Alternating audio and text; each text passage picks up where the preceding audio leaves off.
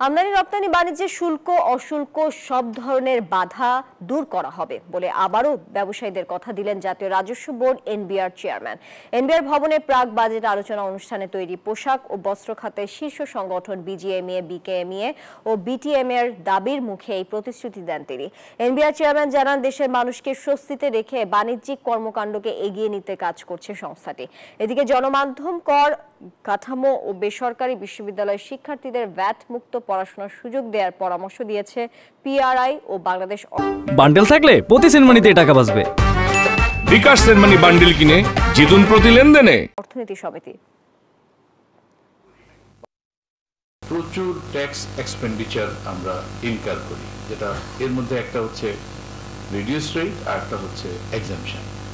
এগুলোকে আমাদের অ্যাড্রেস করাই লাগবে এবং এই সময়টাই হলো সবচেয়ে ভালো সময় যে সারা বাংলাদেশের সকল জনগণ সকল প্রকার বৈষম্যের বিরুদ্ধে এখন অবস্থান গ্রহণ করছে। সুতরাং কারো রেট একরকম, কারো রেট আরেক রকম, এগুলো যতটা সম্ভব সিমিলার করাটা আমাদের জন্য খুবই প্রয়োজন।